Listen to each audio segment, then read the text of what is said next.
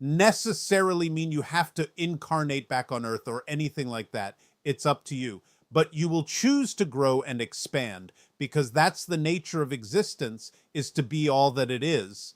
And that never ends. So that growth, that expansion doesn't necessarily have to continue to be felt in a suffering way, in a way that tires you out. But you will choose to grow and expand after you have taken a break. If you feel that a break is necessary, you are always allowed to move at your own pace that is comfortable for you. You may forget that when you're in physical reality, because of the nature of your belief system in physical reality, that may make things seem to be too urgent.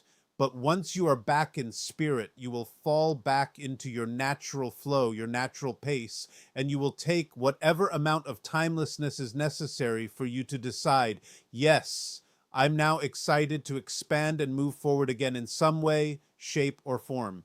And you will make the appropriate choice at that time. And if we are only ever the person that we are now, like you say, and never become anyone else, how can we continue to evolve and have new experiences after the person that we are dies and the lifetime is over? Well, this person is assuming that physical personality is something that in some way, shape, or form is all you are. So you will always continue to expand and grow and have different experiences, as I just described, in some way, shape, or form. And again, you can create an experience of reincarnation to appear to be a different person. But the idea is that it's just the way that your consciousness starts looking from a higher level through different eyes that all exist at the same time. So it's just a matter of changing the focus of what you are as a consciousness to have these different experiences that all exist simultaneously. So you will use that ability to grow and expand, but the person that you're looking through the eyes of, just to use that particular euphemism, that remains that person. But it doesn't mean you can't have an experience of being a different person, because in a sense, the person that you are familiar with, that you are now, is not who you are anyway. It's still eyes that you're looking through, and you have decided to look through other eyes, and you will decide to look through other eyes. And therefore, it's just a matter of focusing your consciousness in a way that gives you different experiences that allow you to grow, even though you are taking advantage of a structure that already exists. We know that that explanation can be a little bit confusing, but nevertheless, that's the best we can do with your language. Actually, that's very helpful. All right. If all the parallel realities already exist and we never make changes to the structure, does it mean that the realities with pain and suffering will always be experienced by some part of consciousness? Yes.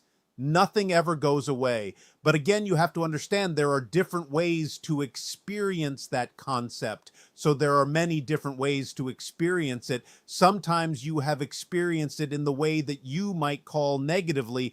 And yes, that's always a choice. It's always there. It's always part of the structure. So yes, the opportunity always exists. It has to, because some souls actually choose that for their own growth.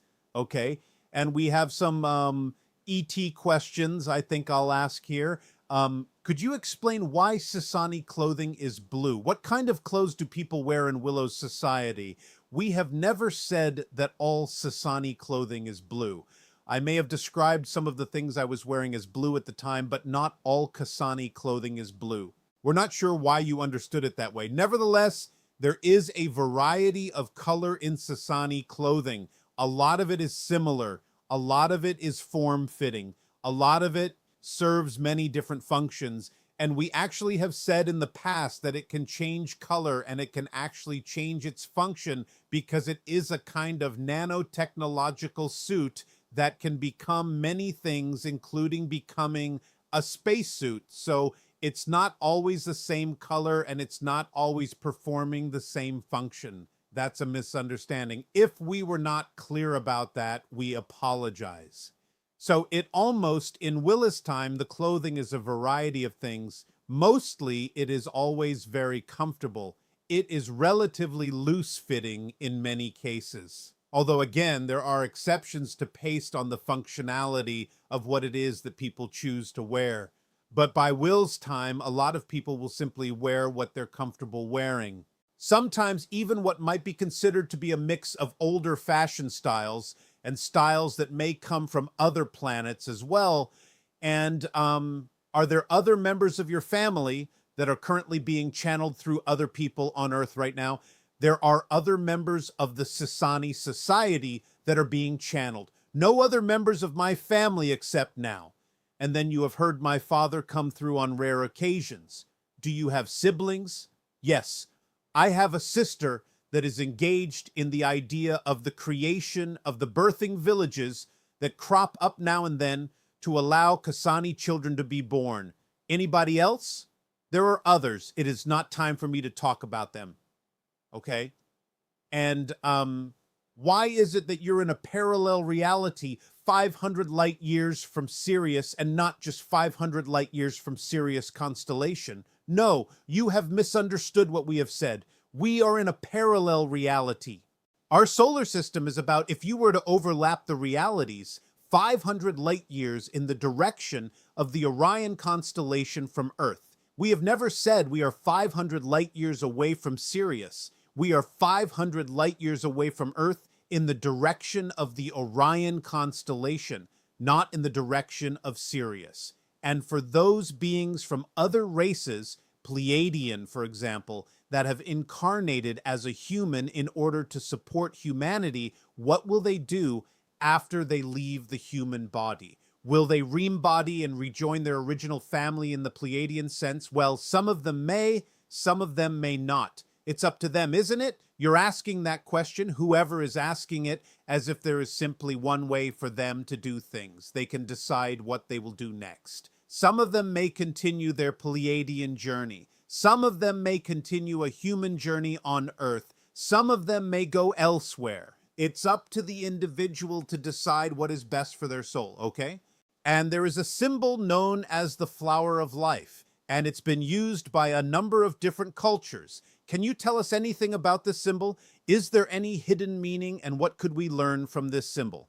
Yes, the symbol is a shorthand representation of the idea we have discussed of the double Fibonacci spiral overlapping one another in opposite directions, and bringing out the idea of the nodal points where the lines cross that represent the different states of energy and matter that form what you understand to be the physical and non-physical multiverse. So it's a shorthand symbol that represents the underlying structure, energetically speaking, in terms of a consciousness pattern of how all matter and energy is presented in the multiverse. Okay, and do the Giza pyramids line up with Orion, and also do they line up with Cygnus, since that was where the Anunnaki originated? The three main pyramids on the Giza plateau do have some alignment with the idea of Orion and the three stars in the belt. They do not line up with Cygnus, and remember, these things were created long after the Anunnaki were gone, so there is no indication in the three pyramids of the idea of the Anunnaki's connection with Cygnus. It is not representative of that. It is representative of the Orion connection. Okay, and you have described how crop circles on Earth are higher level communication with Gaia. Do phenomenon like crop circles occur on Essassani and other worlds? And how do they differ from those on Earth? And how do you relate to them? They do in different ways and can actually form in different substances. The idea is that it can be experienced as on our world and on some other worlds as a very playful interaction with certain interdimensional levels of consciousness that communicate by making alterations in the electromagnetic energy of certain physical substances in physical reality. But they don't have to all appear in crops. Some of them can appear in water. Some of them can appear in ice. Some of them can even appear in solid matter. Some of them can appear in the air. So it just depends on how the vibrational resonance of the civilization creates a medium for those interdimensional consciousnesses to be capable of projecting their communicational symbols. On Earth, it is used in crops because that is one of the natural ways you have of relating to the idea of Earth and the elementals is in the things that supply sustenance to you as a human being. And so it's the easiest way to get your attention. It's the easiest medium to manipulate because you have an intimate relationship with the idea of crops because they feed you. And can you explain your role with the Ascended Masters? Are you working with them?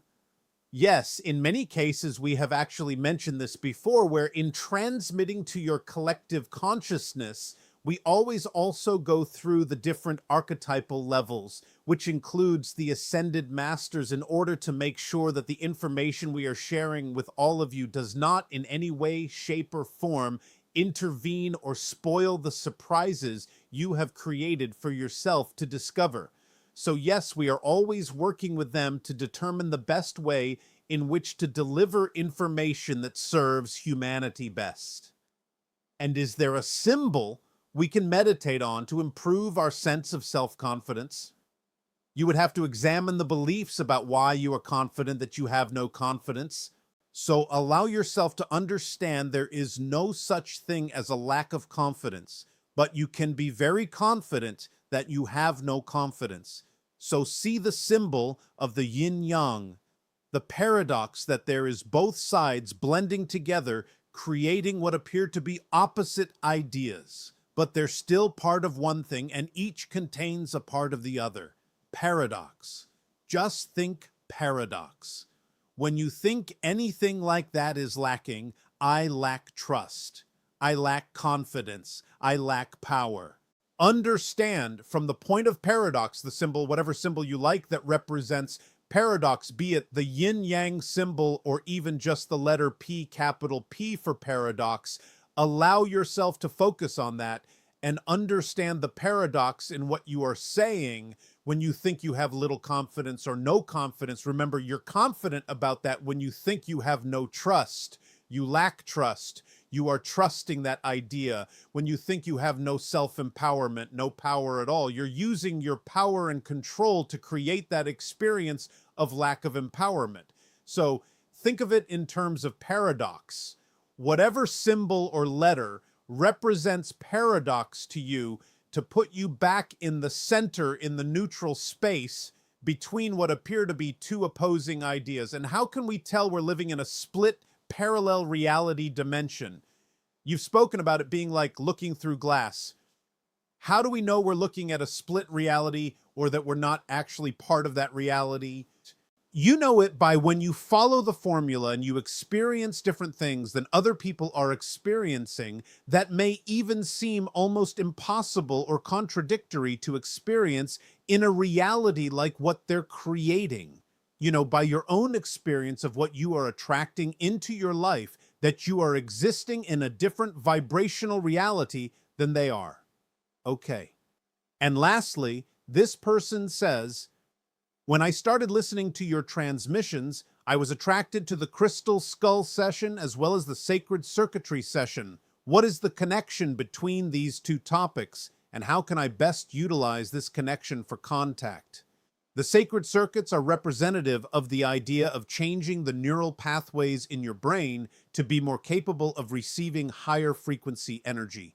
The crystalline matrix, the molecular makeup of the crystal skulls, is a kind of representation of this idea that they have certain pathways within them, molecularly speaking, in the crystalline formation that allows them to collect and absorb and retain and transmit information that is in alignment with the rearrangements you have made of the neural net in your brain by following the sacred circuits, which make you a better antenna to receive the kind of higher frequency information that is stored in the skulls. Hey, thank you. You are welcome. So we thank you for these interactions, for allowing us to share these perspectives. And again, we encourage you to take the actions and the steps if you're willing to be able to align with open contact, to give others a chance to do so as well, to recognize the difference between theory and what has gone beyond theory because of your own research.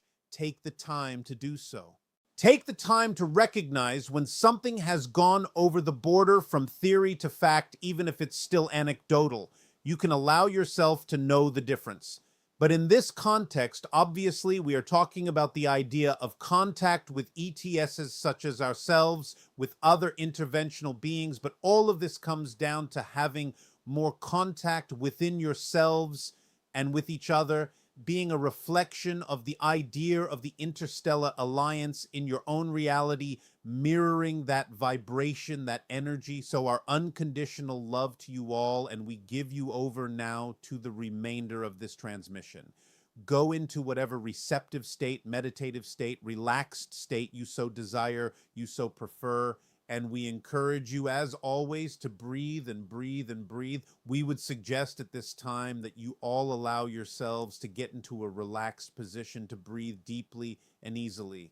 And as you are doing so, to add whatever you wish to add, music in terms of lights and sounds, music, what have you, eyes closed, eyes open, but relax and let go of the cares of the day. Keep breathing deeply, evenly, fully in and out, in and out. And as you do so, we ask you to imagine a version of Earth where open contact is already happening in whatever way, shape, or form that seems relevant to you in a positive context.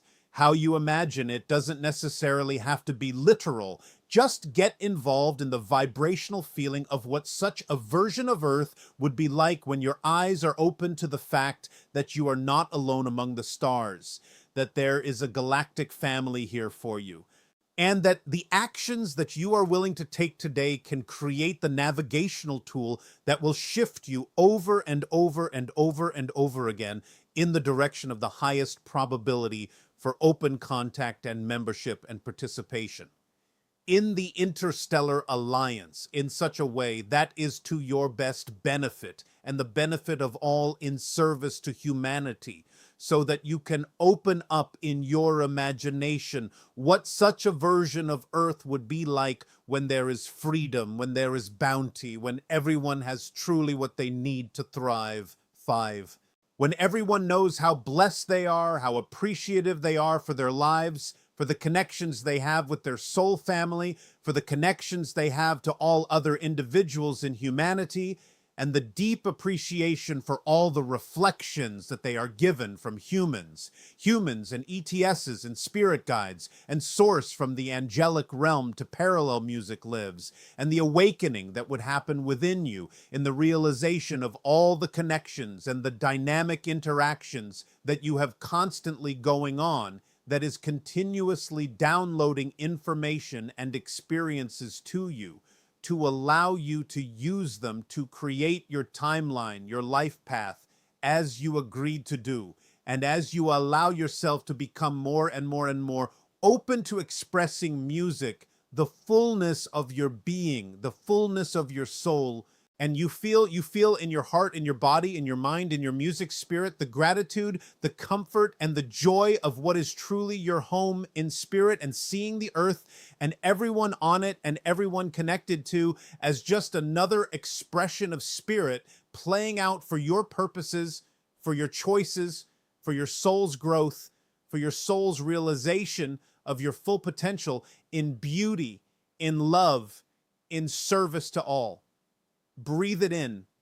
Breathe in this vision without insistence, without assumption as to what it would actually look like. But music, create your own version for now to allow the resonant frequency of music, open contact, to permeate every cell of your being, of your body, of your soul.